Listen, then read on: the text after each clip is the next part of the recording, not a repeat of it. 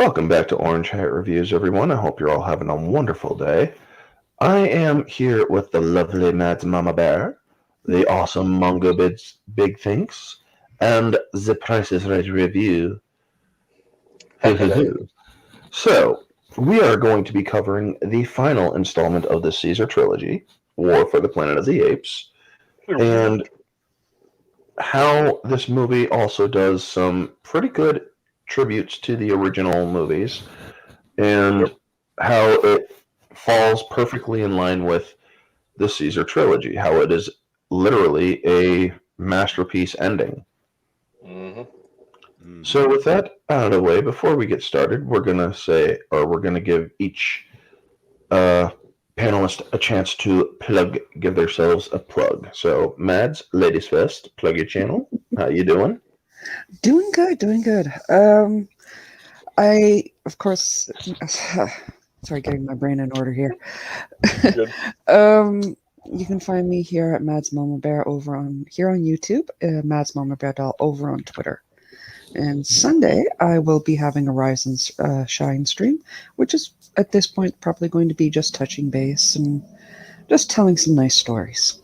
So, nice. Yeah. Price. All right. The Price is Right review. That doesn't mean I'm always right, but I express my opinions honestly with no regrets. So you can find me on Twitter, and I'll pretty soon be on YouTube once I get the right PC to actually process my videos. But I'll be on there pretty soon as I can. Mongo. Hi there, I'm Mongo from Mongo's Big Things.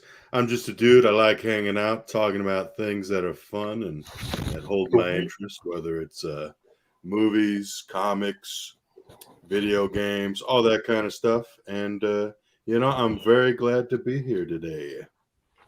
Thank you. Awesome.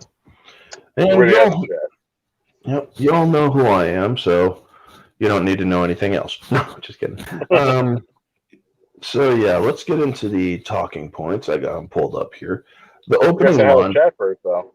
Well, yeah, I would, but I'm not seeing anybody in the chat right now. I see that there's one person watching, but okay. There's nobody currently in the chat. When they do get in the chat, I'll give them a lovely hello. Well, hello. Anyway. So, War for the Planet of the Apes. This one has the opening montage where they basically catch up. 15 years ago, scientists created a super smart breed of apes by creating a stupid ass virus that is supposed to cure Alzheimer's. This is me paraphrasing, folks. And instead of curing Alzheimer's, it killed off humanity, made apes smart, and they had the dawn, or they literally caused the apes to rise, and then they put rise in red. Then they talked about the dawn of the Planet of the Apes, which they put dawn. And then they have war, which they used that to put out the title. And I'm like, okay. And while you're seeing this, you're just seeing woods, and then you see a soldier walking up and whatnot. And they're all Alpha Omega. Now, for anybody who knows the lore of Planet of the Apes, Alpha Omega is a direct call to the battle, or not Battle for the Planet of the Apes, but is it Battle for the Planet of the Apes? The one with the big ass nuke in the originals? Yeah, that's it. Yeah, that's it. Yeah, it's Battle for the Planet of the Apes, where you have these psychic mutants who literally are worshipping a giant nuclear bomb that they call the Alpha Omega. Yep. And it's like, we shall wipe out all humans. We worship death. We are the beginning, and we are the end. Yep. Which is actually something that you will hear in this movie as well.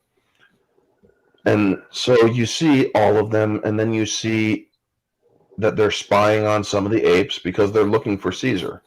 They know that Caesar is the leader of these apes. He's super smart. And they're trying to get him to, or they're trying to kill him so that they could disrupt the apes and then slaughter them. Yep. So then you see one ape go right up behind a guy, and it's like, what the? And then you notice that this ape is helping this guy. When I first saw this, I'm like, what? But then I realized slowly this ape has to be from Koba, or one of the followers of Koba from the last movie, that never rejoined Caesar. And I put 2 and 2 together roughly quick. It's like, okay, there's 2 apes that are helping these idiots. Now there's 3 apes. Now, oh Jesus, these have to be Koba's rejects. And that's basic. That's like KRs. That's what I'm going to call them. You guys can call them donkeys all you want. Donkey Kong as a clear reference. Donkey. Yep. Donkey. Shut up, donkey. Donkey. Donkey. Donkey. Donkey. And then you see how they start taking people out. You hear or taking the apes out. Then they get reinforcements, and you see the guy Preacher. He's basically established in this part where he's getting set up that he's somehow important. Everybody else is dead except for him and a couple others. And you also see the gorilla, the red donkey. Yep. They call him Red Donkey because, well, he's kind of auburn fur. Yeah, very nice coloration. It was, Yeah, it was subtle too, which is nice. indeed. Mm-hmm. So what did you guys think of the opening montage with the battle and whatnot? I thought it was a good nod to the original ones. It kind of brings closure to this story arc, the procedure, but at the same time, just homage to the originals. I feel like about it. I am a huge sucker for movies that start out with a visually interesting fight. In this movie, I loved it. They're in the jungle, the forest, the jungle of California. Yeah. But I really like that when there's the one ape who's riding away on the horse and he's calling for help. And all of a sudden you see him stop, and then just all of them coming, riding on the horses. I loved that. Loved seeing that. Oh, yeah, that was dope. Yeah. That was awesome. Mads. You see, I didn't make the Koba connection because in my head, Koba was a lot like Magneto to Professor Xavier. Yeah. He Or Scott. hated man. Yeah. Mm-hmm. And there, even as angry as he was at Caesar, there is no way he would side with humanity. Yeah. Not at all.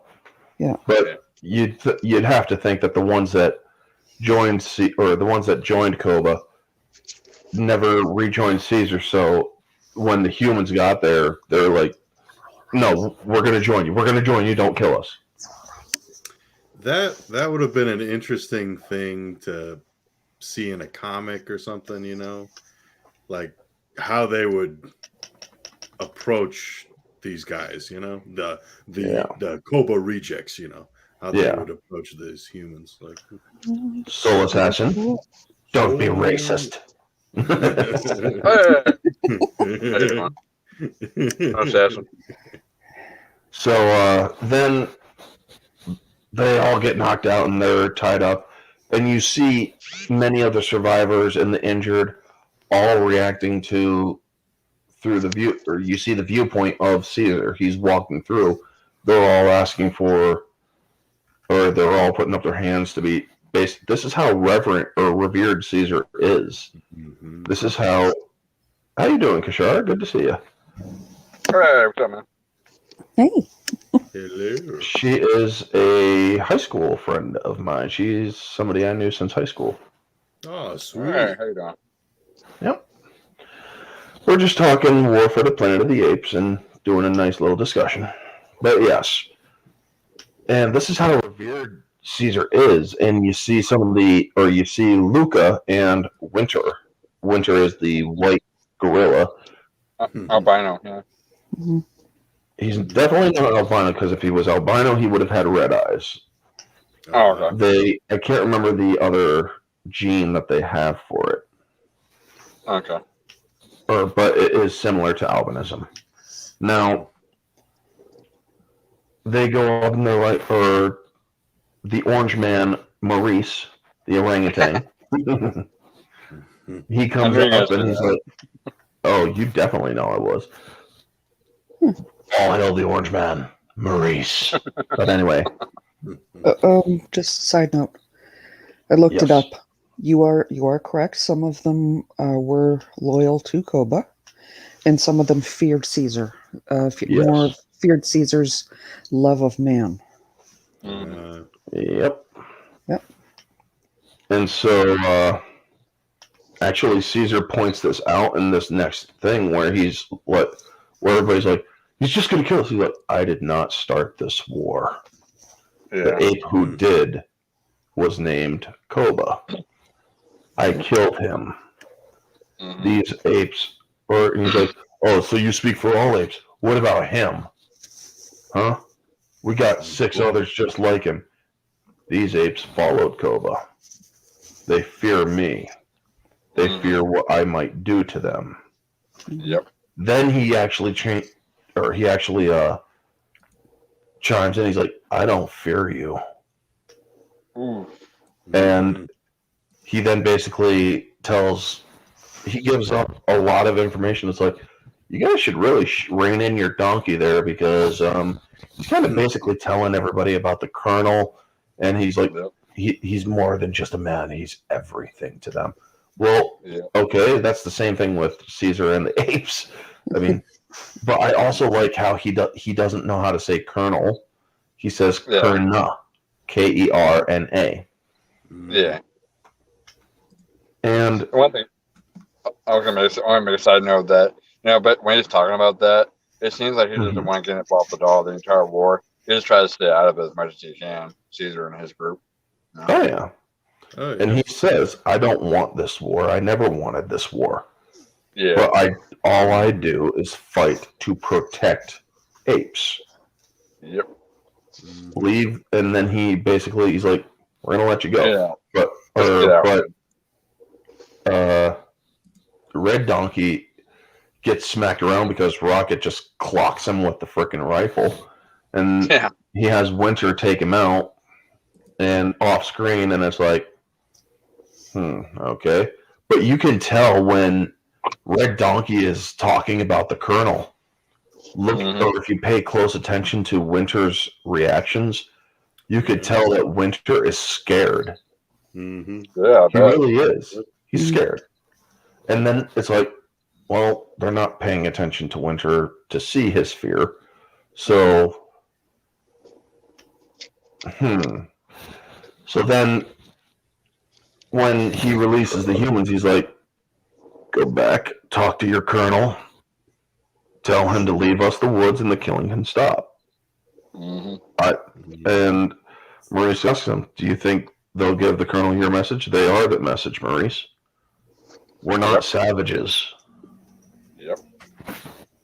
Like I said, he doesn't want to be a part of it. He just wants to stay out of it completely. Yeah. As much as he can, of course. As much as he can, of course, Yep. And then Rocket and Blue Eyes come back from some journey. You thought that they would have been in with the apes, but they weren't. Now, they came from a long journey, apparently, and they bring home sand from the desert.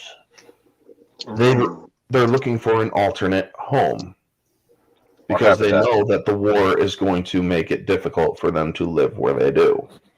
Yep. And they have their, but before they have that scene, Winter comes in all bloodied saying the traitor attacked me and he fled. And it's like, damn, dude. You're useless. He did a number on Maurice. Or no, it wasn't Maurice. It was Winter. Or the white. Yeah, the white ape. He had blood all over him and whatnot, and it's like, like I said, you got a number. But yeah, then you learn later on something else. But yes, the apes are all planning and Winter to try to, because we all know in this movie that Winter has betrayed them. And he's like, we should go now. We got to go now. Let's go now. That's his last trying to save Grace. That's because he regrets his decision immediately. Yep. He literally regretted his decision with letting the traitor go, but making it look like an act, or making it look like a fight was put up. So he's like, I'm just scared. Or we know you're scared, but we got to plan this out. We can't just leave. We don't know where the Colonel's men are. We don't know anything right now. 2 apes snuck in and out. All of us together, we'd be caught for sure. And then he does the, and I love it when he says apes together strong. Everybody comes together with the sign for apes together strong, which is their hands brought together. Another salute almost. Yes. And when Blue Eyes comes back, you realize that he has a mate waiting for him. Her name is Lake. And Cornelius is now named his Caesar's youngest son is now named Cornelius after his mother Cornelia. Yep. Which is funny because in the original Rise of the Planet of the Apes, Cornelia was played by Devin, or the girl who plays his youngest son, Cornelius. And Judy Greer plays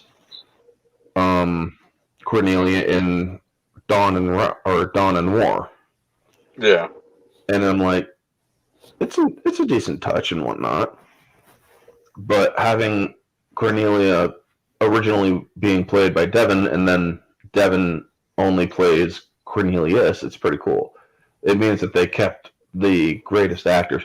Another thing that I noticed, many of the smaller chimps, the children chimps, Terry Notary's kids, he has like 4 different kids who played who played the young apes or the young chimps and whatnot. And I'm like, wow. Cool. That's Talk cool. about nepotism.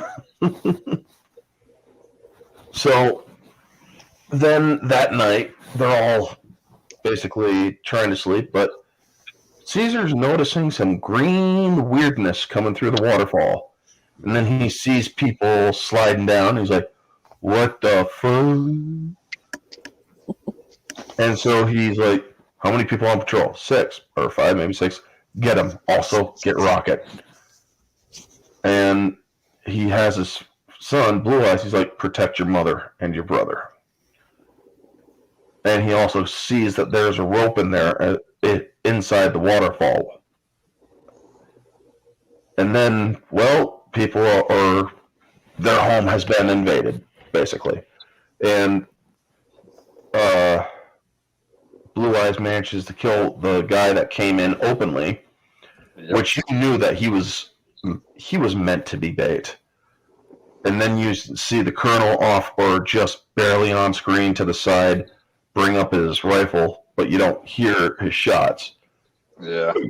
Then you hear Caesar take out one guy, and then you hear over the radio, Kong is dead. We got him. Let's go. He actually realizes that he's like, no. Why are they saying that I'm dead? You know? And then he gets up and he sees the Colonel, played by Woody Harrelson. The most hilarious actor I have ever seen. But he's playing a very serious part in this movie. Mm-hmm. Yep. Which just goes to show you very that, well. Mm-hmm. Yeah, he does it very well. He's got the range. And he's like, wait, what? That's the lead. I could have just sworn I killed that bastard. And that's when Caesar sees that his wife and his son are dead. And it's like, wow. Oh, shit. When I saw that, I'm like, oh, hell no, they didn't. Oh, man. It's going to be smart. It's going to be smart birthday. Yeah, they killed Cornelia, and I'm just hoping that they didn't kill the little one, Cornelius. Yeah. But when he's going after, he literally pulls a coat. He's like, "Ah!" He's just screaming, going after him. He's mad with it. Like I said, scorched earth at that point. Yeah. But the colonel does get away by cutting the cord and getting out.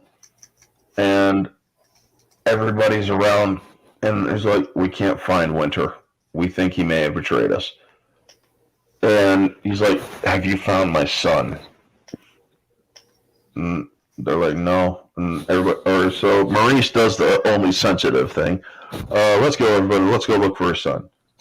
Well, then you hear this commotion off screen, and Caesar is ready to kill. Like, literally ready to kill. Mm-hmm. Yep. And it's his son, Cornelius. And his wife, yeah. No, not his wife. His wife is dead. No. I'm saying he has that anger for his wife and his son getting killed. Yeah. Yes, he had his spear up. He's ready to kill. But when he sees his son, he's like, oh, Cornelius. And at this point, you get the feeling that Caesar's going to pull a vengeance story. Yep. And Caesar, he is poisoned with vengeance. And he tries telling everybody. He's like, lead them out, get them to the new home. And everybody's like, but where are you going? I'm going to find him, lead him away from you guys. They'll follow me.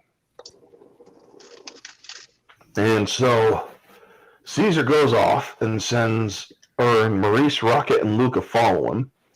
He's like, I may not come back. Maurice, that's why I'm going with you, to make sure that you do. Oh, yeah. Mm-hmm. So that's how you know he has a good team or a family, in a sense that, you know, I'm not going. It's like a captain of the ship. You don't let the captain go by himself. You have to always have your command structure with you. Yep. And also, Rocket tells him, he's like, I know what it's like to lose a son. I'm going with you. Yep. Mm-hmm. Now, so Luca's going with him because his scouts probably know where, or that he knows the spot where his scouts have reported that the colonel might be.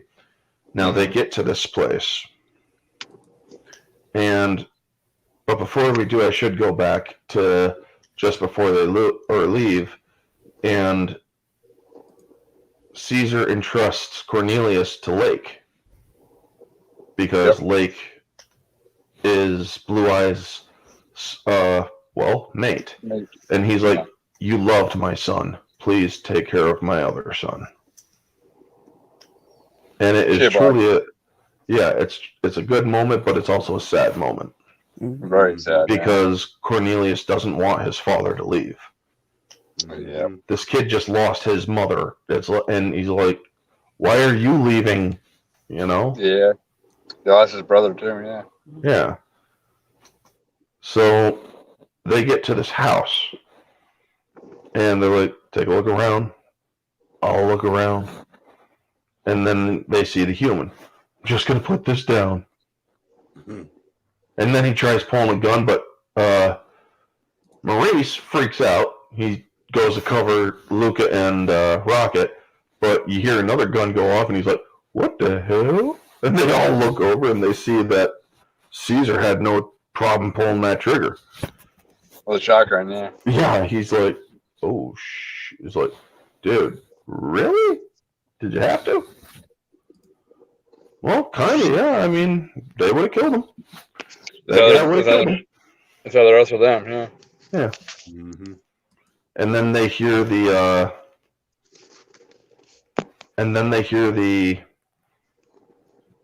kerfuffle in the house, breaking glass and whatnot. So they kick in the door, going room to room. And then they pull their guns on whatever's in that bed. And you see a wide-eyed, shocked look.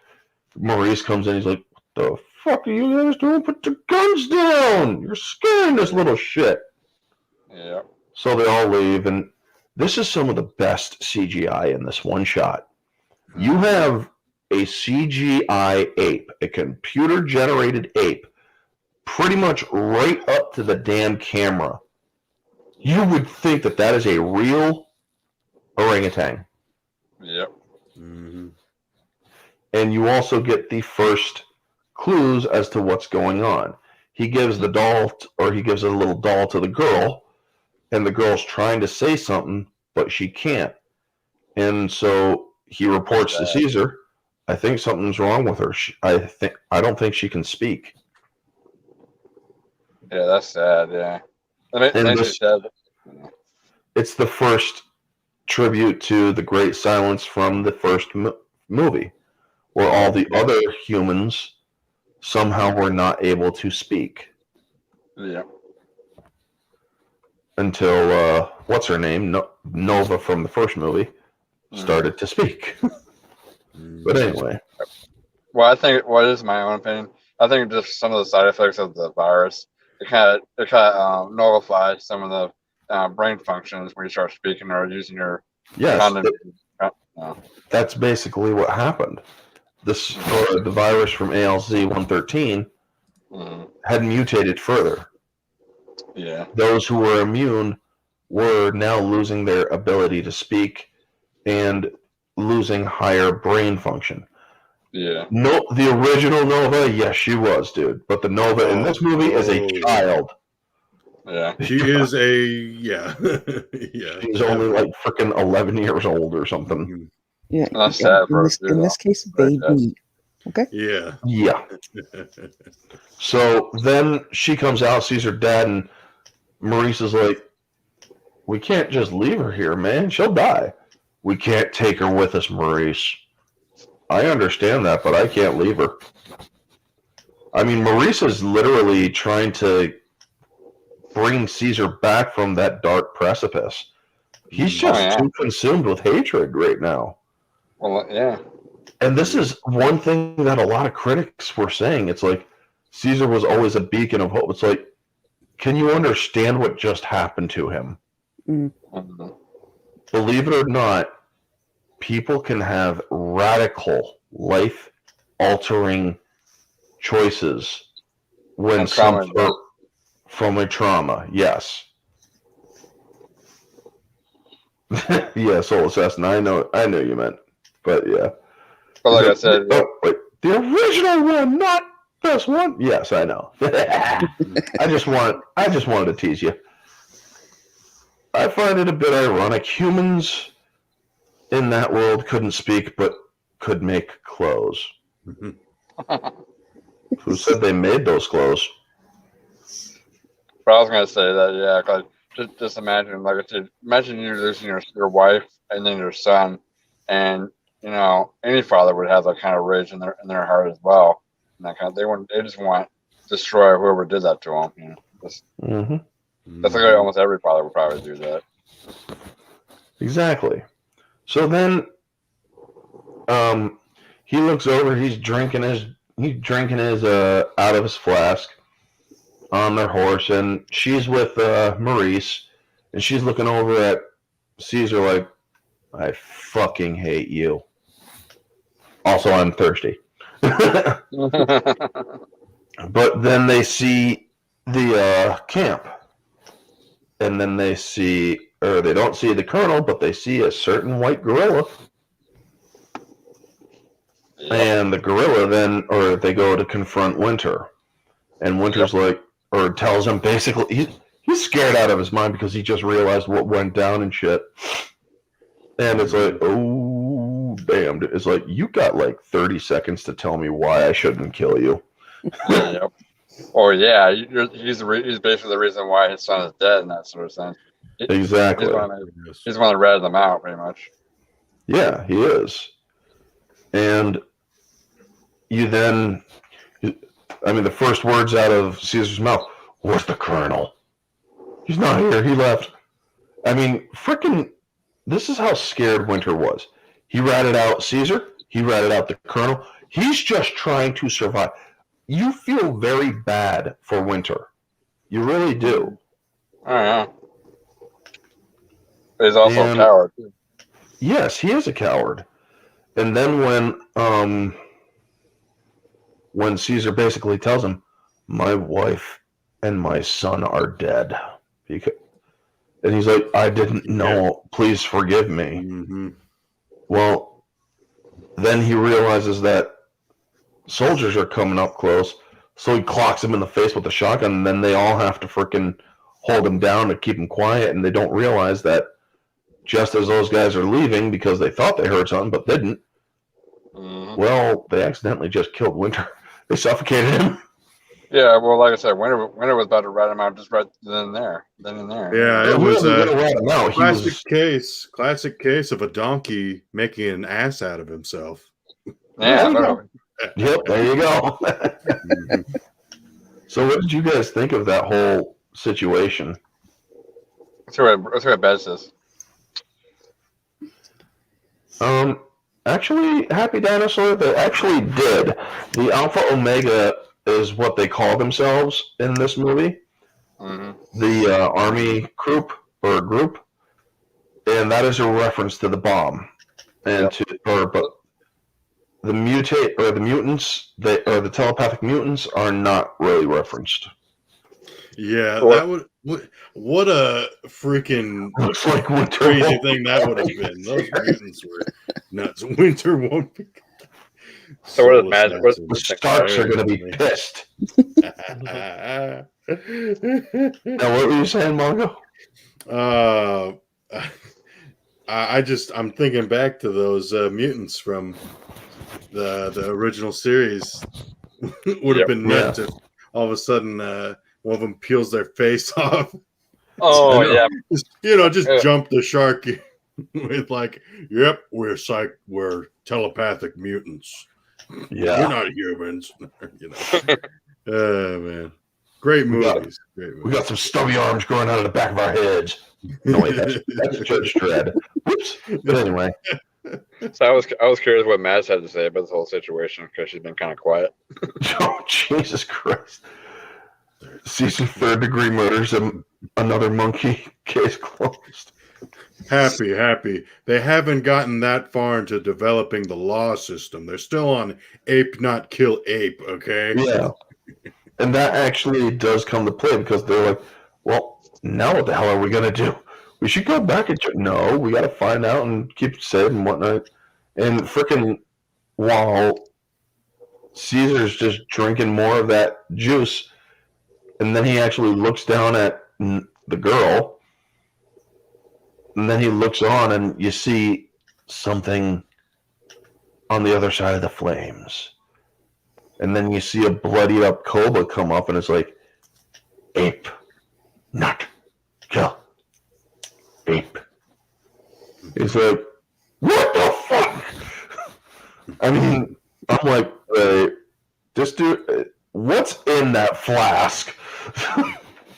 Or what is in that little thing that he's drinking, man? Because whatever it is, it probably isn't water. If he's hallucinating. So they keep following the soldiers into the frozen north, and then they hear gunshots, and then they find out that something happening. I just want to heard something. Right, Mads had to step away for a second. I'm guessing. No worries. See, that was a sad part for me that they have to do that just to. I don't know if you guys ever played the games, the Tom Clancy's The Division before. You ever heard of that game? I've heard of it. Yeah, well, there's a section in the game where there's a group of men or group of guys.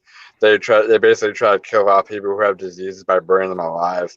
So this kind of seems makes me sad that they basically just shoot the people who have the disease. Well, yeah, they're trying to purify humanity so that it doesn't spread. No, but they're trying to purify in the most wrong reasons because that's still going to spread. The disease is still going to spread regardless. But yeah, they don't know that they don't know that it's airborne. Yeah, that's the same thing in the game. Like I said, in the game, the disease is spread by infected dollar bills. So, like I said, anyone who's infected, basically these group of guys called cleaners. They basically were basically guys with hazmat suits wearing flamethrowers, and they just burn a bear alive who has quote unquote the disease. And it's like, shit, man. Yeah. Hey, So- what's up? What's up, Dinah? So then they're still trying to follow the after they lost the trail because of the alpha or looking at these speechless humans and finding the connection. Yeah. Well, they go up a thing. They're like, "Where the hell is this guy? Where the hell did they go? What's this border that they're talking about? What's going on?" So they're having a little skull session up top, and you see some character in a hood. Now, before we do get there, we're going to wait for Mads to get back. When I first saw that little guy, I thought it was a human for a second. I thought it was like another human like, spying on the girl for a second. Yeah. Everything okay, Mads? Oh, yeah. Just little one feeling a bit restless. Fighting Okay. time. So I want okay. to hear Matt's thoughts on the situation so far. What do you think? What do you think of the speech or the great silence or the speechless humans? Well, I honestly, I was not a huge Planet of the Apes fan before this. Mhm. Yeah. So going into that was... I was trying to understand what, like, I just thought she was just mute, because, you know, it happens. Yeah. I didn't know that was a callback to the original movies. Mm-hmm. Yep. Okay, Solo Assassin. Getting your nerd cookies off there. Good to hear. She looks good in the Wonder Woman outfit. Wait, are you telling me that the original Nova was Linda Carter? Yep. That's true, actually. No. I have got to look that up. Anyway. Linda Carter. All right, Linda Carter. Nova. Kind of the Apes. Yeah. You can't be serious. Oh, I'm not saying. Nova Caps on Twitter, Linda Carter, Wonder Woman. No, you got to do it by Planet of the Apes. I put Carter, Planet of the Apes. Let me look it up then. Planet of the Apes.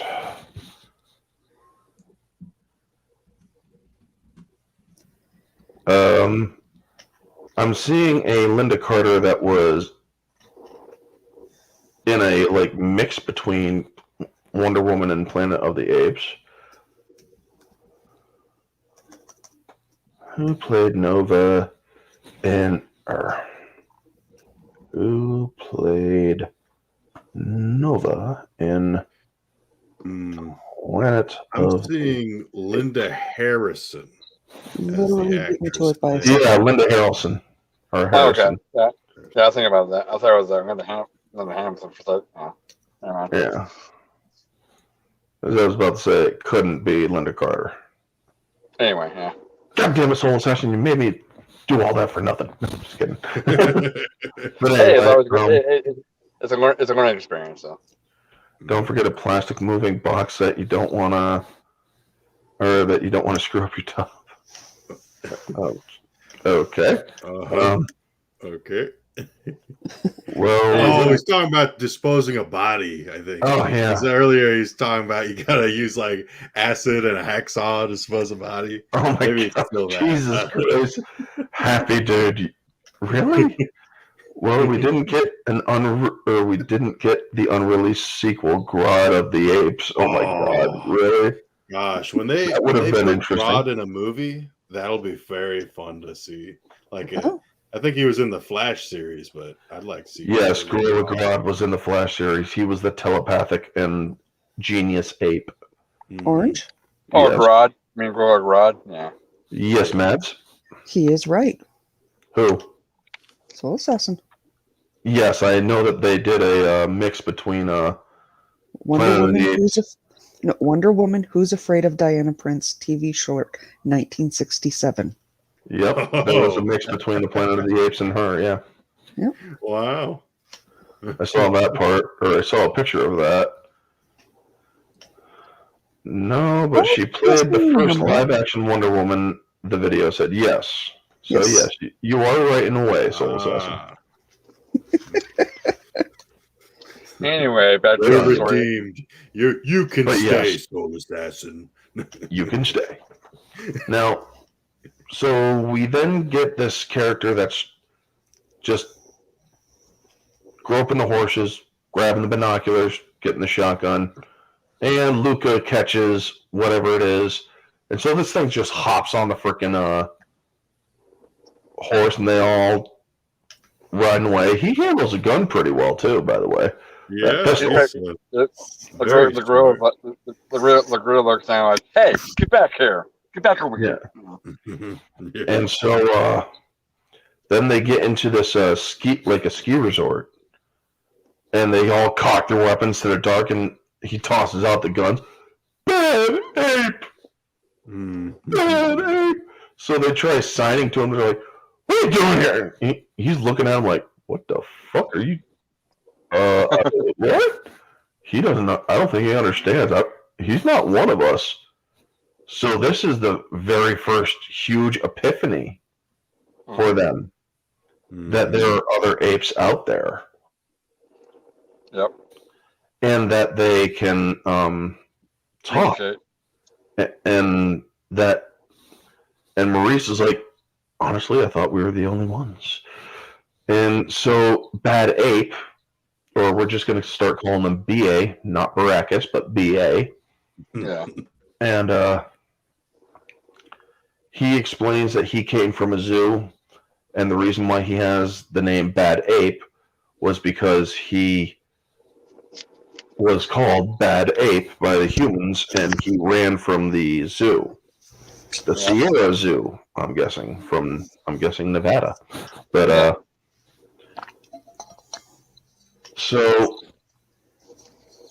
he's also telling the girl to not touch anything, and then he's like, "Oh!" and then he goes crashing. I'm okay. And he's just, they're all talking. They're like, I thought we were the only ones. Well, now you realize you're nothing special. Well, that's one thing I thought about, this whole series in general, because even though Caesar was technically the first as far as the story, but when this virus spreads throughout the United States, you can imagine there's probably other chimps or other monkeys just like Caesar that became so prominent, and then try to, I guess, put their own foothold in the United States or around the world as well. Yeah. So you can imagine there's probably more than one Caesar out there in a sense, if that makes sense. In a sense, maybe, sure. Yeah. But then, oh my God, I would ask why Woody Harrelson doesn't go after Caesar by way of helicopter, but then I remembered white men can't fly. Hey man. Come on, man.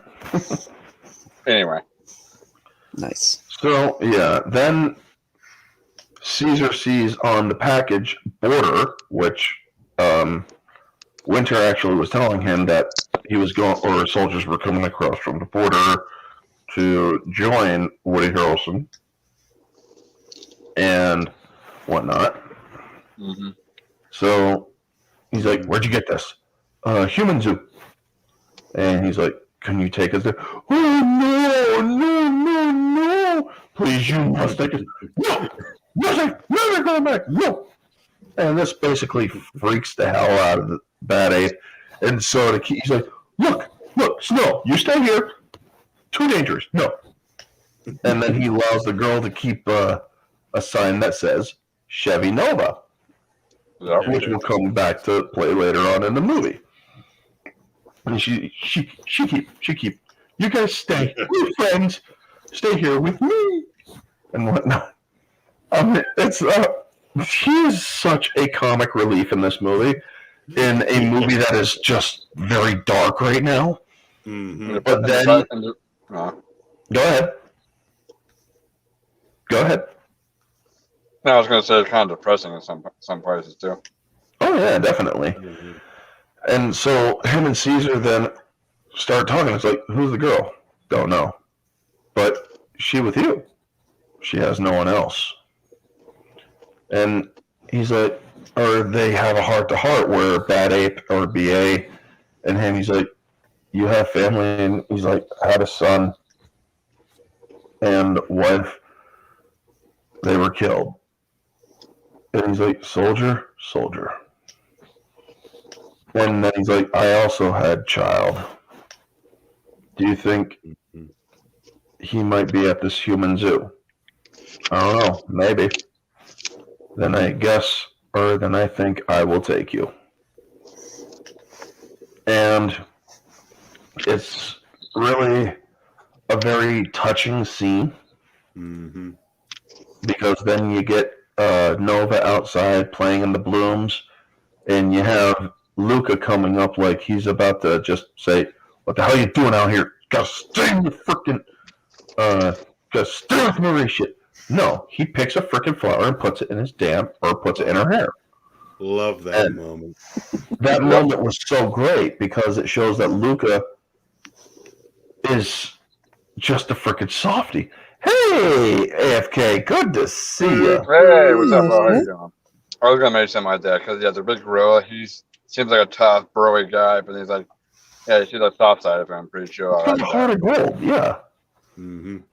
And hail to AFK, folks, because she also does some great freaking videos herself. She does unboxing. She shows off her collection. She does some live streams.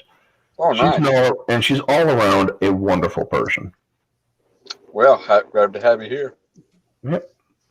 And so then you see, or also Bad Ape gave Nova his jacket, and then you see him coming out in this blue freaking vest Yeah.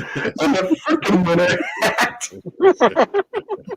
And I'm like, oh my freaking god. And he then gives a thumbs up. It's like, dude, did you just pick that out of your ass? Because you look like you did. Oh my god. Yeah, Caesar just like rolled his eyes, like, really, dude? Just Everybody's just looking at him like, and he's like, yep, thumbs up. I'm just laughing my ass off at that entire scene. And so then they're riding, and Caesar looks over at Maurice, and Maurice signs thirsty. And then the girl signs thirsty.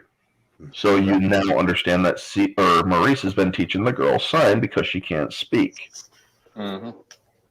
And this is when Caesar actually gives in and gives to hold on, Soul Assassin. You're an asshole, but thank you for plugging AFK's channel. Really, soul, really. He's got an orange peel of approvals. Orange peel. Is it because of my skull cap, you jackass? Actually, I like that. It's good. It's kind of clever. Yeah, it is. And so when she signs to him, it's like, okay, here's some freaking water for you. Just don't let anybody know that I did that. Well, it shows that Caesar still has a heart. He still has, like, Yes. you know, he still has this good side, saying, you know, my son got killed by his karma, but I'm not going to be cruel to other people or try to be cruel to her, you know. Exactly. And so they get up to, where am I in these talking points? Jesus. You're overlapping yourself. Oh, right. Well, I've been handling it pretty well so far.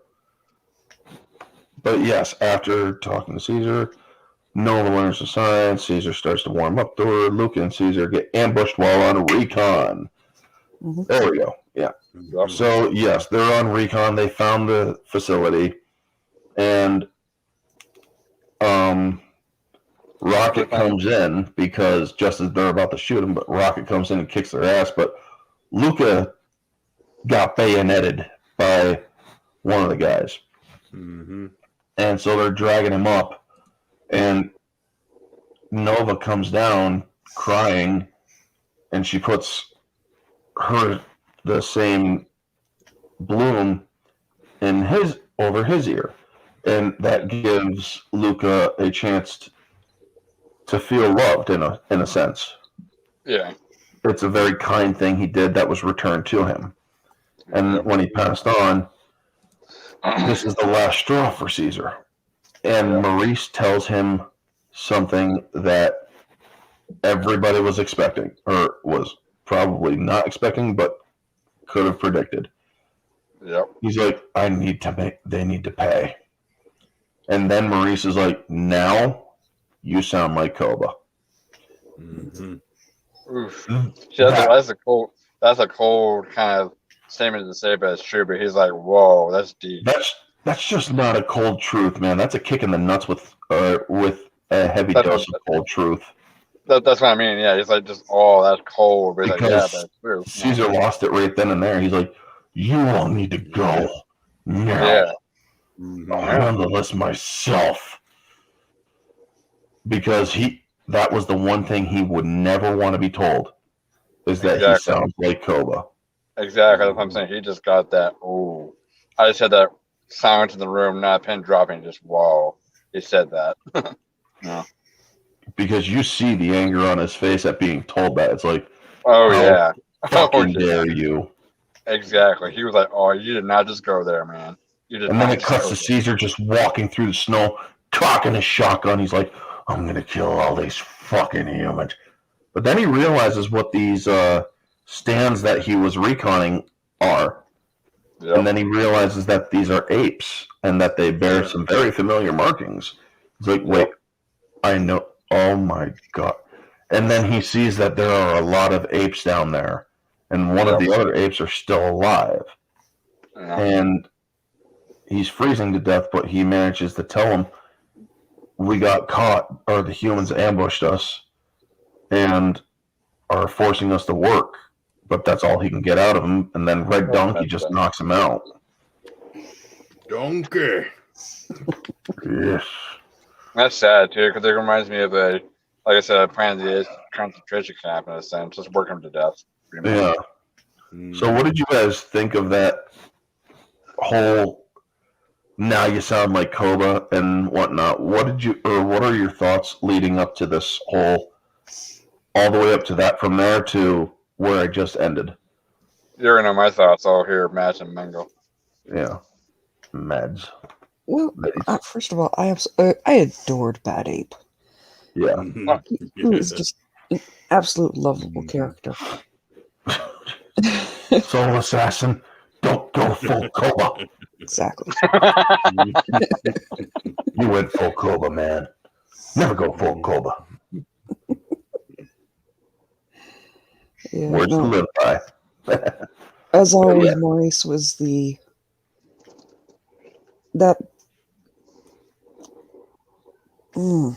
voice of reason. Yes. That he has been throughout the entire trilogy. Oh, yeah. Yeah, he's the wise one. Unfortunately, Caesar in that moment is too far gone. Yep. Yeah. Mm-hmm. What about you, Mongo? Yeah. I thought it was very poignant, Like we're saying, Maurice is very wise, he's very valuable. He's not telling Caesar the things that he wants to hear. He's telling him the truth and how it appears. Part of the reason why Caesar's kind of pissed, I would say, is he's like, he doesn't say, no, I'm not being like Koba. He's just like, go. It was a mistake bringing you here, It's very poignant, very poignant. I like that. Like I said, Maurice just went there, man. You went there, so. Yeah, he's like, you do realize you are sounding like Koba. Yeah. I've done that with friends. I've done that with family. I've told them flat out, dude, you are sounding like the stuff that you hate.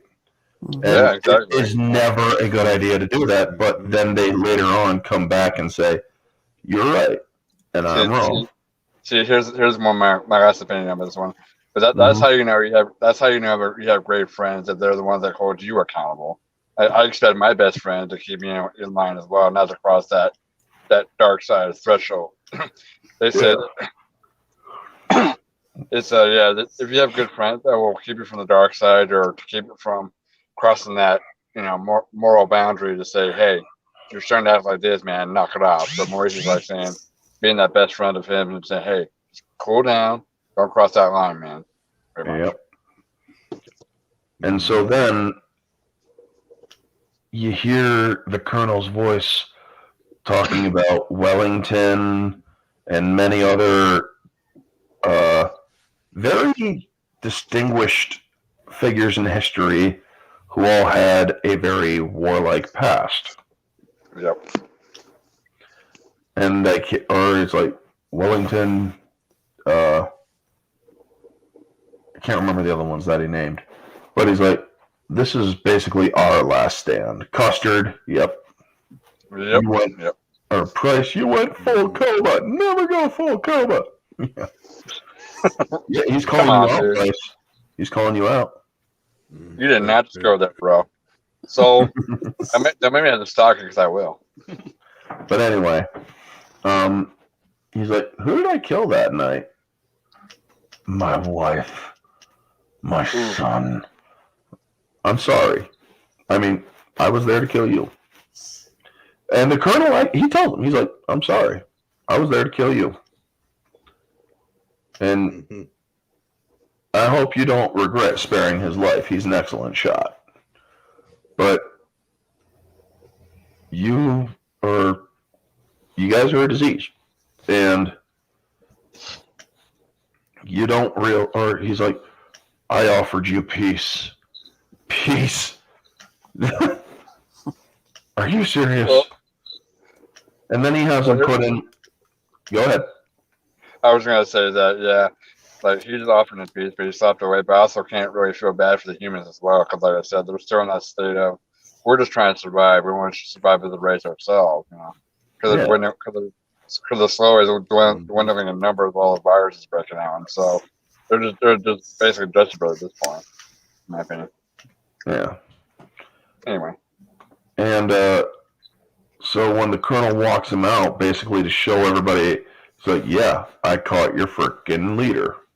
And you see his son trying to get his attention, and he's like, Father, Father, Father. It just breaks your heart in that scene. Oh, yeah. And then you see the other adults, and when he gets thrown in with them, and they all turn their backs on him.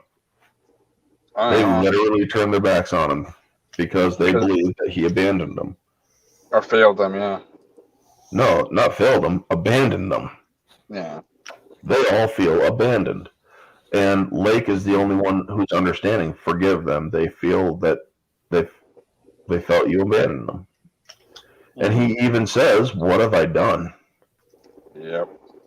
So the next day, Caesar and the other apes are forced to work, and a not so wise orange man, sadly, falls from fatigue, and he's getting whipped, and Caesar intervenes. He's like, leave him!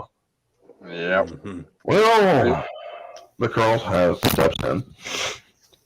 I was gonna say something real quick about that. The whole time, that if it was my choice to say if I was in Caesar's place, I would tell him to leave him, but I would take his place since I'm the leader of the whole pack. That I might as well take the punishment for my decision. So, like, if it was my choice, I would push Maurice or the ape out of the way, and I would take his place and get whipped.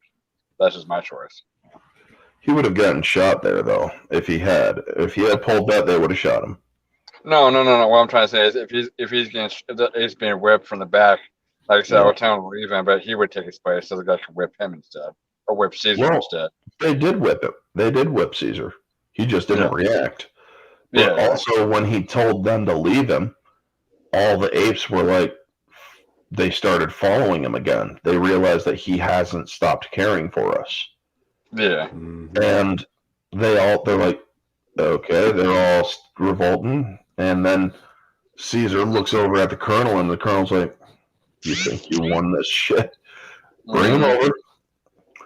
And then he gets down. He's like, tell him to put him back to work. Apes need food and water.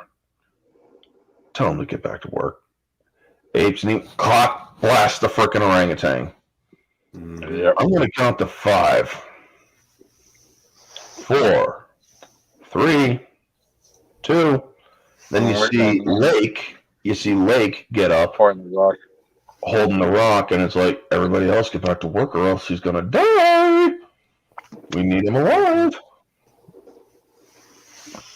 So they then string Caesar up in an on-site stretch, basically, or a rack, as they call it. Well, I call it the cross in my opinion, but yeah. Well, yes, it is kind of a cross, but they call it a rack. Yeah. And so then the Caesar gets called in to the colonel, and they have another bout of words. Interfere with the work again, and I'll start killing your apes one by one. Mm-hmm. They need food and water. They'll get food and water if they finish. They need food and water to finish. Yeah. And I just love the back and forth between them. And then he's like, and he tells him, he's like, we've also found, or you're going to kill us like you killed your own soldiers. Ooh. This is when freaking Preacher's like, he visibly reacts to it. He's like, wait, what? Yep. We saw the bodies in the woods. They were unable to speak. And those soldiers from the border, they're not coming to join you, are they? And he's like, I heard you were smart, but that is impressive. No, they're not coming to join me. They think I'm an extremist zealot. Go figure. And yes, I killed my own men because they got sick and they couldn't speak. And he explained to them how their medical, or how he killed his own son. This is a man who abandons his humanity to do what needs to be done, basically. And that's harsh, yeah. Very harsh. And he's like, now, I told you I was sorry for killing your son, but if this disease, this sickness was caused by you all, we may have, or we created it, but we tested on you. We've been paying for our ignorance, and I'm sick of paying, basically. Yeah. You want to talk to me about mercy? Your mercy would lead to this, to humanity becoming basic. Or extinct that way. Yeah. No, just basic. Losing our humanity and not being able to be what we once were. Yeah. That's not something I can abide. I like how he uses the word cattle. Yeah. Be your cattle. Yeah. He uses that. Yeah, we'd be your cattle. I really got a good kick out of that. Just, love the references to the original series. Original, yeah. Yep. And so then he says, it's like, I killed your son. But if his destiny was to inherit your unholy kingdom, I'm glad I did it. And that's that's when Caesar went off on him. He's like, you're so emotional. And then he also explained what he did to his own, or to others that tried deserting and whatnot. He's like, what did I do to him, preacher? You cut off their head, sir. This is basically telling you just how disturbed and just how fucked up, insane this guy really is. Oh, yeah. He is literally, shall we call him short stash? Because this guy is killing his own men. This guy is basically enslaving others. He's full short staff, or short stash, as we're not going to use the other word because social media has started going after me. But yeah, so the next day they're getting fed, they're getting watered. Then the apes are like, thank you, and Lake tells Caesar, you've saved us. Brian, good to see you, buddy. Hey, what's up? Use poison.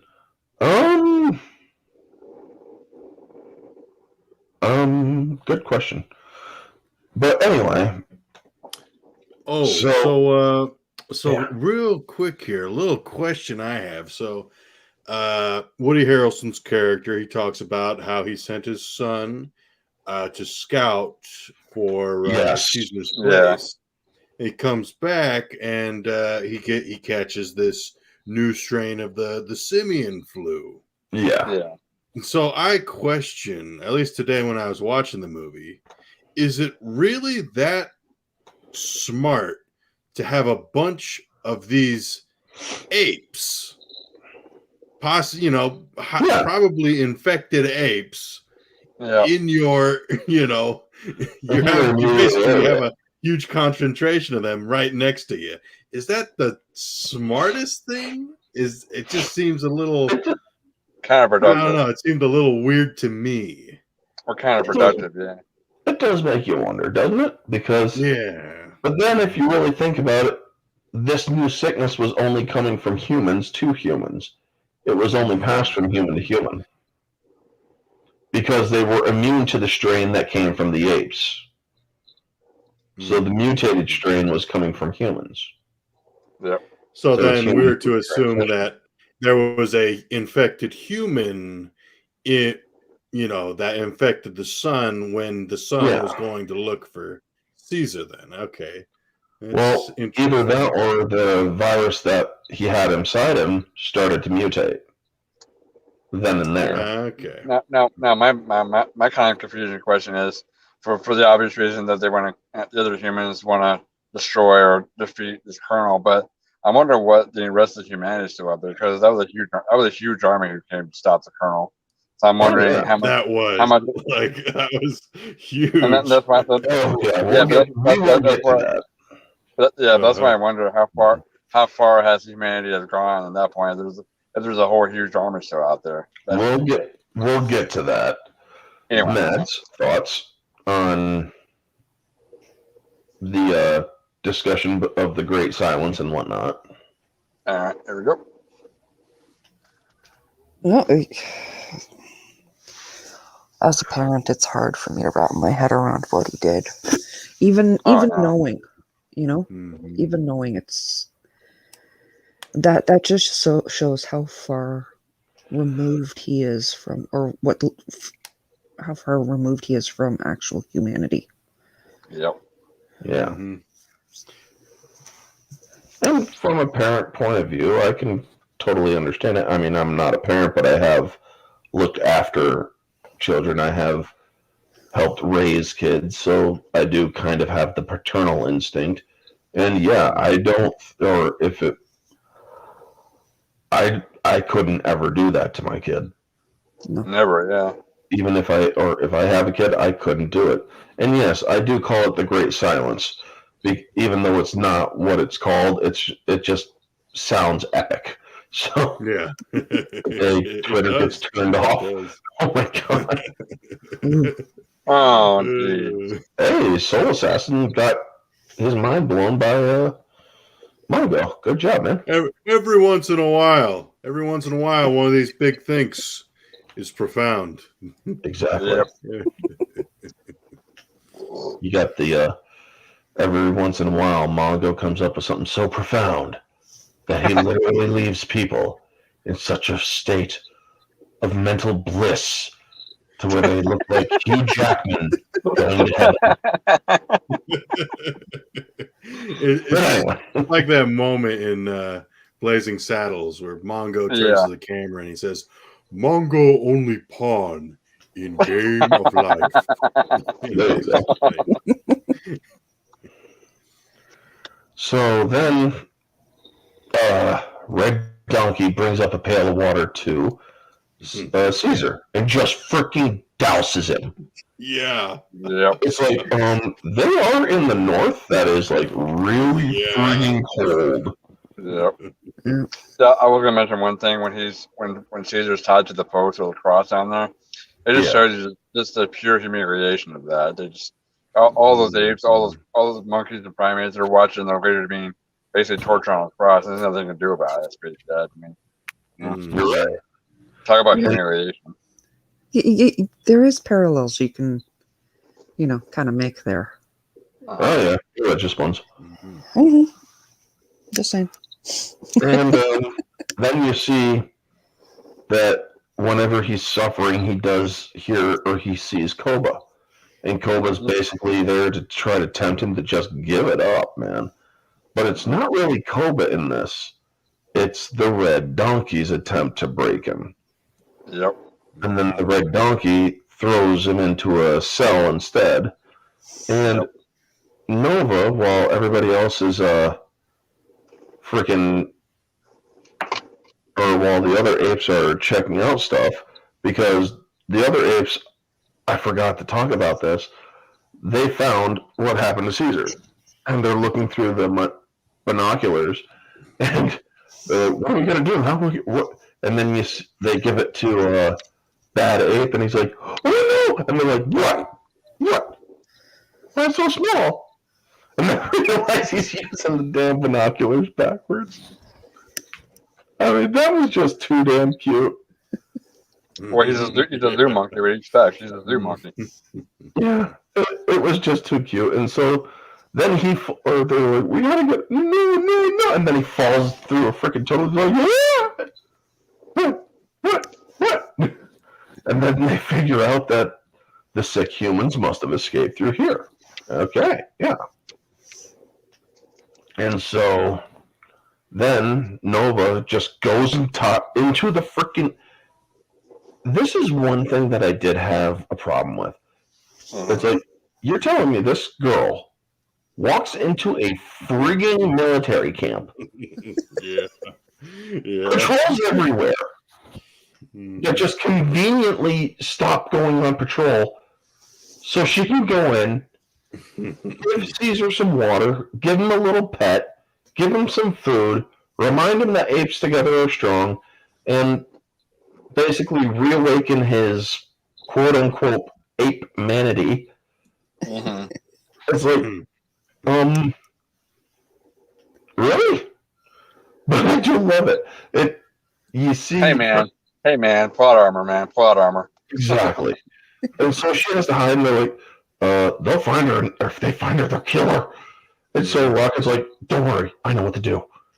Rocket just does his little ballistic stuff from the first movie. He's like, F this, I'm going in. I'm F this. Yeah. And so when all of their attention is on Rocket, Caesar tells her to get lost, or Caesar flags her to go, and she gets out. But frickin' Rocket, when the colonel's like, how many of you are out there? Rocket doesn't say shit. So he sends Red Donkey up, and Rocket gives him a slap to the nuts, and then starts fighting with him. Yeah. And freaking Red Donkey just starts pounding the fuck out of him. And that's when the colonel steps in and just shoots off. He's like, how many more are you out there? And that's when Rocket just closes his mouth. He's like, throw him in with the others. And freaking Red Donkey's just like, motherfucking hit me in the nuts, and he just starts beating. See, Rocket's got balls to do that. It's fine. Yeah, Rocket. Dude, unfortunately, Red Donkey doesn't now. Yeah, this this is not the first crazy thing that Rocket will do in this movie either. Well, it's not the last, rather. Oh, it's not the last. I mean, I'm glad they go into the direction they do, but anyway. Yeah. He's like, feel better? A little bit, yeah, good. Well, now we can think about escape. Yeah. And I love it when they're digging and whatnot. And she's like, am I an ape? When she's talking with Maurice. And Maurice doesn't know how to answer it, so he pulls the Nova thing. Nova. You are Nova. Yeah. That is a direct call out to the original Planet of the Apes when he was trying to teach her to talk. Yeah, it also kind of makes me sound in the same way because she says, am I an ape? But then he said, it's kind of hard for him to say because she's obviously not an ape, but he tries to be kind about it, but that's when he pulls out that Nova saying, no, you are Nova. Yeah. Me, Nova. Yeah. And it's something to feel proud of. I mean, obviously she's not an ape, so he doesn't want her to feel excluded, but he wants her to feel accepted. Yeah, exactly. So he's like, you are different from us, but you are like us. Yep. You're very brave. But then they get the hole up there, and freaking, they have to leave the area that Maurice was pulling, which then starts to flood. Yeah. And they're getting numbers. Yeah. So what? I was gonna mention one more thing. As far as like I said before about the virus kind of affecting higher brain function, even though the little girl can't really speak, but you can see in the tunnels, she still seems to have that higher function of knowing where she's at and how to get to places and stuff. Yes, she still does have the higher brain function. She just can't speak. Yeah. Yeah, and then freaking Bad Ape gets a hole in the ground, or a smaller hole in the ground, and then he's like, I love what happens between him and Maurice. Maurice is like, come on, get up on my back. What? Get up on my back, come on. Oh, no. And then freaking Maurice just goes, I got such a kick out of it. Whenever I see that scene, I literally watch it like 10 times. I will freaking rewind it and just watch it 10 times. Because he's like, enough of your shit. Fucking listen. And then he's like, okay. It's just like, okay. Like I said, Maurice is a voice of reason, but he's not afraid to lash it out, man. Knock off your shit. Let's do this. You know? It's like, yep, no, get on my back, or I'm gonna frickin' bite you like the Orange Man would. Anyway. So then he gets up and he sees the shoes, and he's like, or another ape notices him, and he's like, quick. And that other ape looks up at the guard, and he's like, no, I'm not looking at you, man. You're too ugly. So then Rocket comes in, he's like, yeah, this is the ape I was telling you guys about. Yeah, Bad Ape, shaking hands. Bad Ape. Then they see the water and they Bad Ape. And freaking Rocket's like, what the fuck? What's wrong? So, well, it's starting to flood over in the other area, so they can't free the kids the conventional hole through the top way, you know? Yeah. Mm-hmm. So they have to improvise. And there's this guy up on the high-rise area. I love this part. I love this part so much. This is so fun. I was waiting for something like this to happen, where you just see right on the back of the dude's head. I was going to ask a question. Real quick. You know how there's a funny joke about monkeys throwing stuff at humans? I thought it was mud. I was thinking that was either mud or something else that come from a monkey.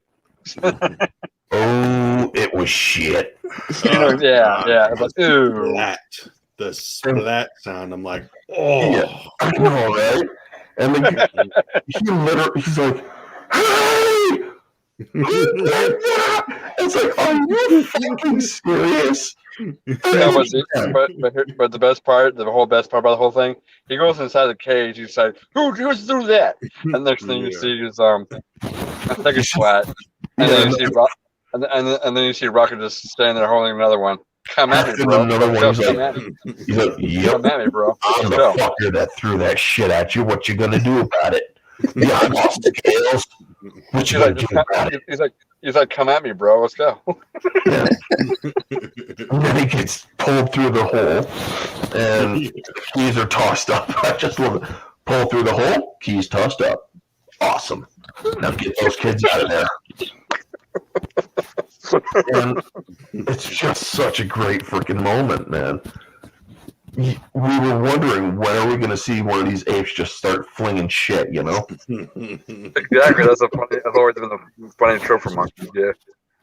It's the perfect way of doing it. It's the perfect situation, you know?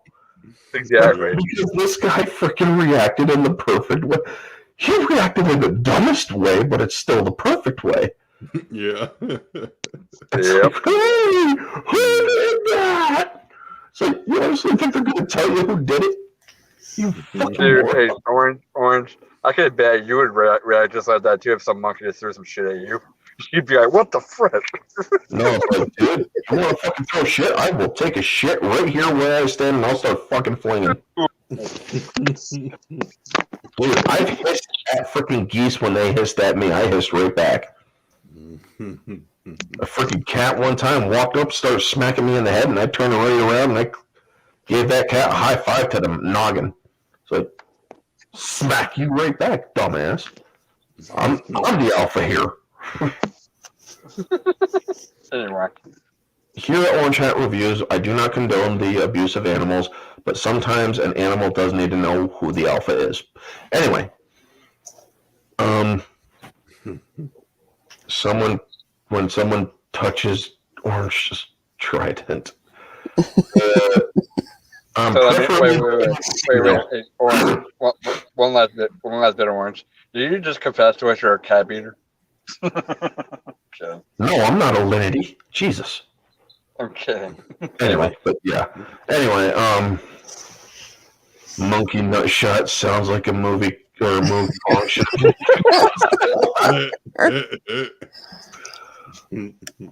So the dog is. They really should have. It's like, why didn't you waste an opportunity? Missed opportunity. Yep. Missed opportunity. But anyway, so they're getting the kids out, and this is where Caesar does actually admit it. He is too consumed by his hate. Koba couldn't escape his hatred, and neither could Caesar. And then in the middle of the whole escape, well, the humans start attacking. And it's like the colonel's not answering. Colonel, where are you, man? And Caesar gets up there, and then then Preacher finds out that all the fucking apes are gone, and it's just fucking pandemonium, man. Yeah. And then Caesar gets up there, he grabs the sidearm, he realizes that the colonel's acting all fucked up. Well, because the colonel picked up a doll that was infected by Nova. Yep. He's like, what is this? How'd this get in there? Dude, why would you pick up something like that? If you know that there's a chance it might belong to some of the infected that were potentially previously in that human zoo. You know? No common sense, but still it served the plot. And now the end is near for the colonel. And the colonel is hissing and grunting, and he's like, please just fucking kill me. Please, I don't want to live like this. I'm sorry. And then Caesar lets go of his hate. Yeah. He lets go of his hate. And because Caesar or the colonel grabs his gun and kills himself. Now, this is when the apes are discovered and they're getting fired on by the 50 cal, and it's like, oh shit. And Caesar grabs the bandolier grenades. Yep. And he's about to toss a grenade, and you literally see Red Donkey having to get a grenade launcher, and seeing him about to do it, and then you see the arrow coming slow motion into Caesar. And you're like, oh shit, man. Yep. You know, for me, I found this when I first watched this movie back when it came out. Yeah. This felt like an interesting subversion because you had all this kind of focus on that human character and the looks that he was giving and stuff. Preacher, yeah. And I was thinking, oh, okay, is he gonna like have sympathy for the apes after all this stuff? And it was like, no, he's still gonna kill Caesar. I'm like, damn, okay. But the one thing that saves Caesar's life, and we're about to talk about it in a couple of seconds, but the one redemption moment. Yep. The one redemption moment. Right, because Preacher is about to kill Caesar. And Donkey's getting yelled at by the other guy. Damn it, Donkey, get the damn grenade launcher. Yeah. Fuck off, human. Then he's like, okay, yeah, I'm not gonna let this happen. And he just freaking blasts Preacher with a grenade launcher, and that's when Red Donkey is redeemed, but Just it's shot to the very head. short-lived because the guy shoots him through the head. Solemn moment. He does it. Yeah. Arm goes down. The soldier behind him's like, God damn it, and he just pops him in the head. Yep. But that just shows you that how it just shows you that last bit of like I guess say ape humanity in him. He's like, yes, I'll make my last stand and just help my fellow ape and then just kill for it. Exactly. But because he even said when the war starts or after the war, the Kurna is going to kill all the apes, and he's like, yeah, that means you too. I'm going to save myself. Is there even anything left for you to save? Yeah. Yep. Because he's slowly realizing that he's caring more for the apes than he does the humans. He realizes he's not going to get out of this. So yeah, I'm going to save Caesar. Caesar deserves to be saved. And then Caesar throws the grenade at the fuel dump. Then he's able to get out of there. But this triggers the avalanche. And the big giant army, And the army gets there because they realize that everything, or their base just got ripped to shreds. Caesar escapes through the tunnels, and a couple of the humans see Caesar, and he's looking at them, and one of them starts raising their gun, but then they hear the avalanche coming. And freaking bad ape man. No. And the fucking rocket just grabs him. He's like, stop saying no, get the fuck moving. Yep, and they all start climbing the trees. Yeah, so they all climb the trees. And most of the freaking humans that just arrived got buried. It's like, holy shit. Yeah. Mm-hmm.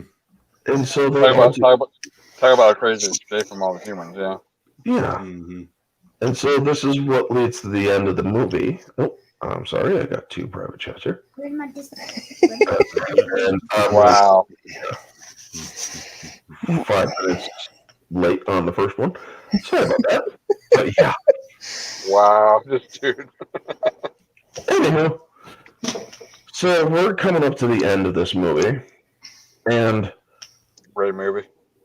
It is, and it's just they finally get to their new home, and Maurice notices that Caesar is starting to slump, and he's like, and then he gives Caesar a look. He's like, "Why didn't you tell me about this?"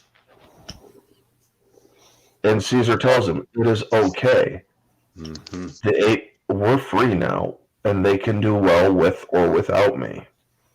And that's sad. Like I said, just imagine you're on the brink of freedom. You're just like on the brink of freedom. You found your place, and then now your founding father. You're basically your founding father just passes away. It's like, wow, great somber moment. But I do love what Maurice says to him. Yep. Your son will know who his father was and what his father did for us. Yep. I love that so much.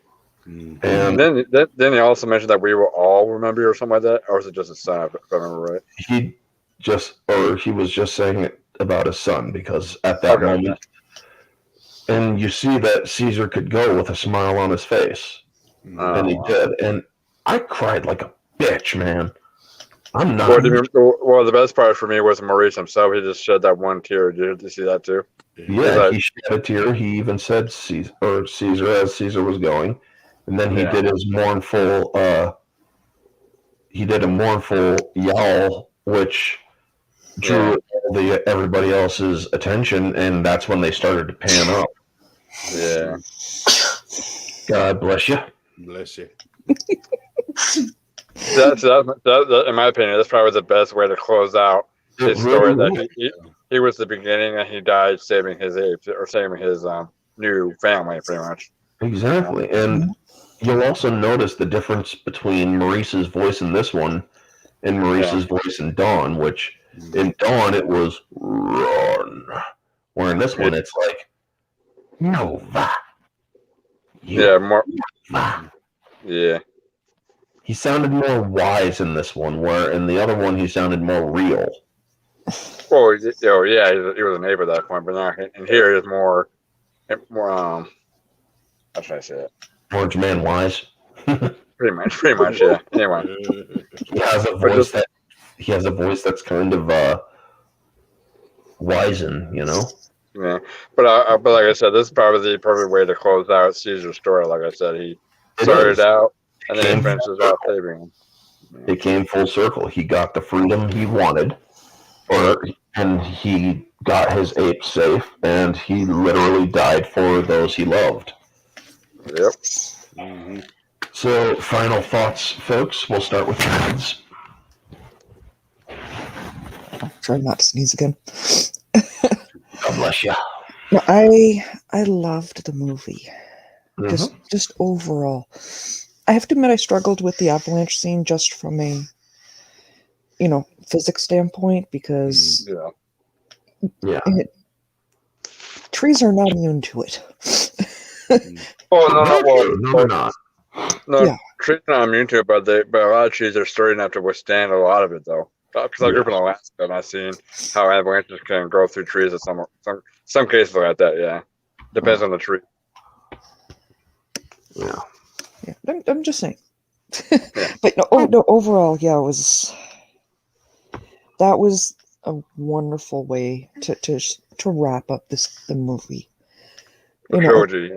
Wrap up. Sorry, the trilogy. Yeah, because even though if you have I would have had a little echo or something as Caesar was passing. Get that Caesar is home from the first movie. That would have been a perfect addition.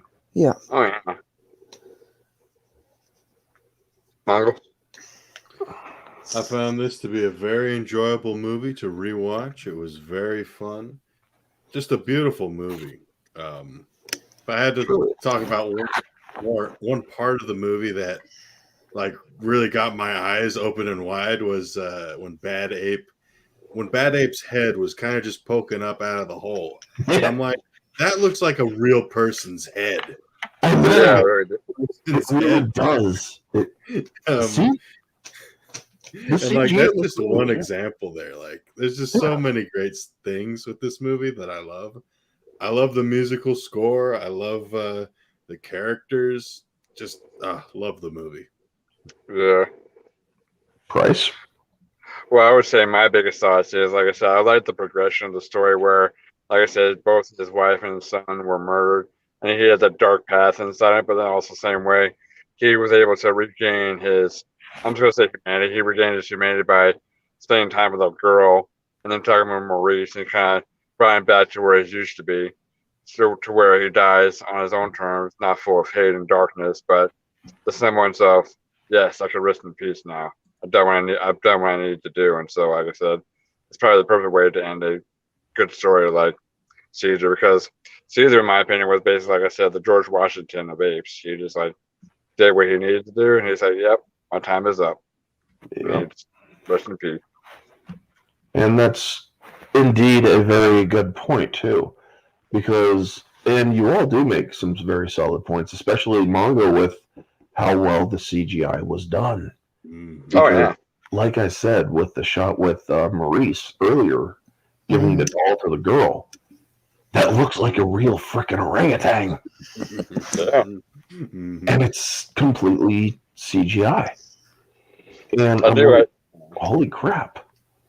I do like the dialogue between apes and humans in the first place, for that shows like, even though she couldn't speak, but she still learns how to communicate and still have that human interaction with an ape. It's pretty cool. I enjoyed that. And out of 10, objectively, I put this movie at about a 9. Because, yes, there are a couple of slips with the CGI. Rocket's CGI is not as good in certain scenes. Like when the colonel shoots near him to stop the fight. It does look like a CGI rendered ape. Where in other scenes, it looks really good. So there are some slips. There are as adorable as Bad Ape was, it did get a little bit over the top at some points. When the freaking avalanche is coming, it's like, okay, come on, you should be able to have that freaking flight response, dude. Yeah.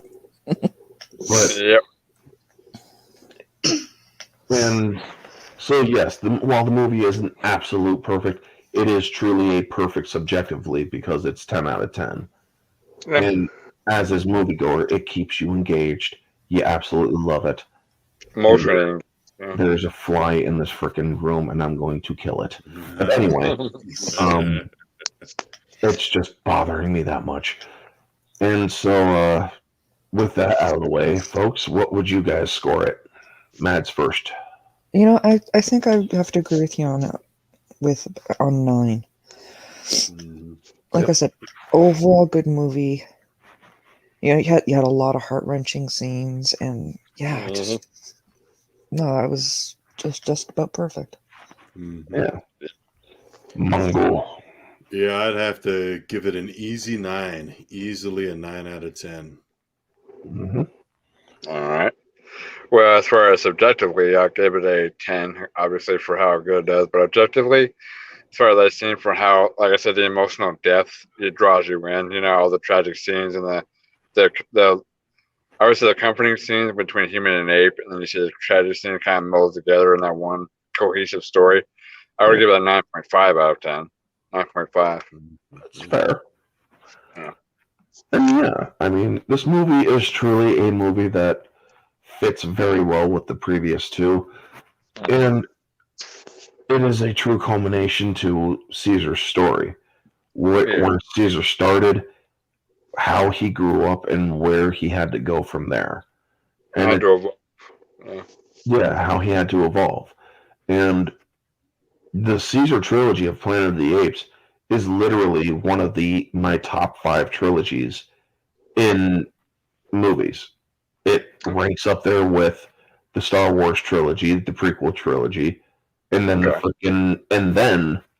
Planet of the Apes Caesar trilogy. Well, if I had to rank my trilogy, it would be Indiana Jones, Star Wars, Lord of the Rings, and then Planet of the Apes. That's just me.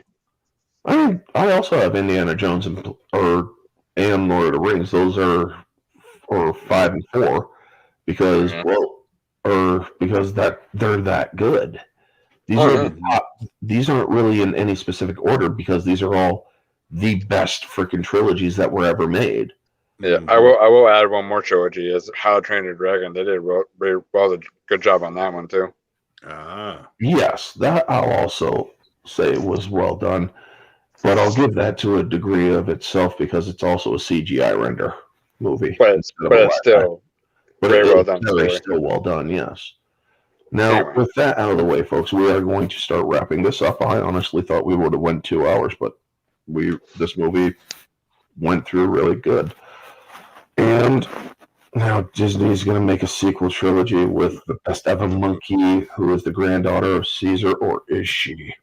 Caesar. Yeah, Caesar. Goodness. Fuck him.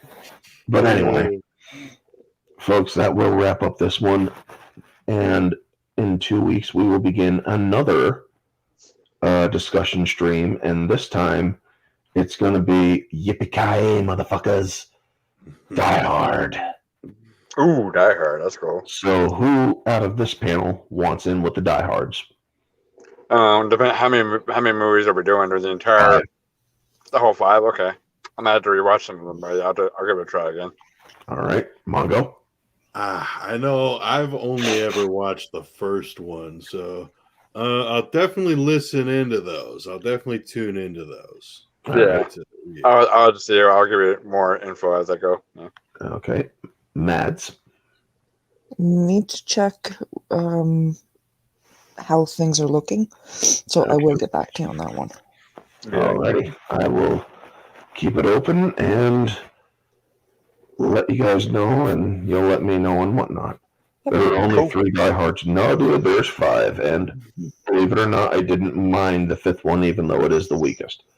But but we will cover it. I There's will only three stand with, diehards. with number 2 is the So, weakest because that's the one that Bruce Willis hated.